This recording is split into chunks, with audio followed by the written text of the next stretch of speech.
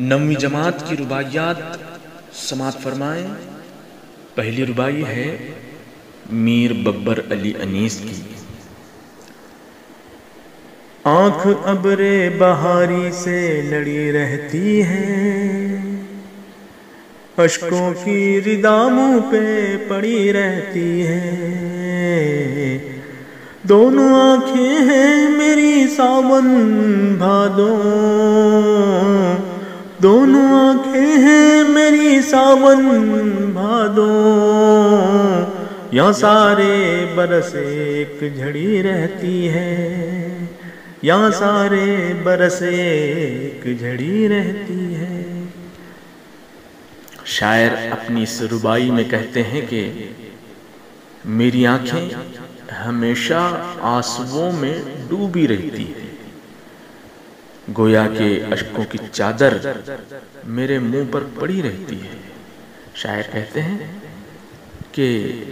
آنسوؤں کی چادر ہمیشہ میرے چہرے پر پڑی رہتی ہے۔ اپنی آنکھوں کو ساون بھادو کہہ کر شاعر کہتے ہیں کہ جیسے کہ بارش کے یہ دو مہینے ساون اور بھادو جیسے ہوتے ہیں جس میں زوردار بارش ہوتی ہے، اسی طرح سے شاعر کی آنکھیں ہمیشہ پانی سے لبریز ہے، آنسوؤں سے لبریز ہے۔ شاعر نے خود کو سدا غمگین آنکھوں میں گھرا رہنے کی بات کہہ دی ہے کہ جس طرح بارش میں جھڑی لگتی ہے اور کئی دن تک وہ جھڑی جاری رہتی ہے، مسلسل آسمان سے بارش کے قطرے زمین پر گرتے رہتے ہیں، اسی طرح سے شاعر کی آنکھیں آنسوؤں سے بھری ہوئی رہتی ہیں اور آنسو ہمیشہ زمین پر ٹپکتے رہتے ہیں۔ مسلسل آنسو شاعر کی آنکھوں کا مخدر بن گئے ہیں۔ دوسری رباعی ہے میر سلامت علی دبیر۔ ہر چشم سے چشمے کی روانی ہو جائے، پھر تازہ میری مرثیہ خوانی ہو جائے،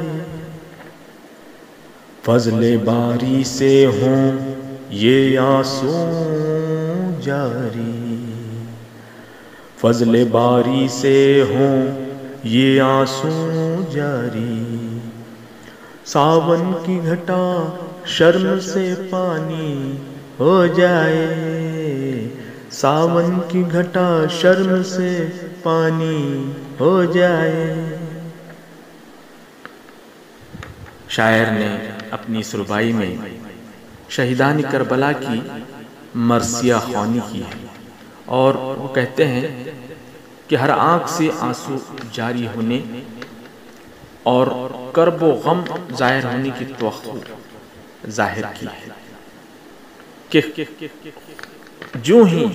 مرثیہ خوانی شروع کر دی جائے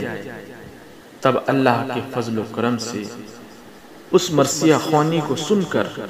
ہر آنکھ سے امام عالی مقام حضرت حسین رضی اللہ تعالیٰ عنہ اور ان کے جانثاروں کی یاد آ جائے، اور ان کی یاد آتے ہی دل تڑپ جائے اور بے اختیار آنسو جاری ہو جائیں، اور یہ آنسو ایسے نکلیں کہ برسات کی گھٹائیں ان آنسوؤں کو دیکھ کر شرمسار ہو جائیں، شرم سے پانی ہو جائیں۔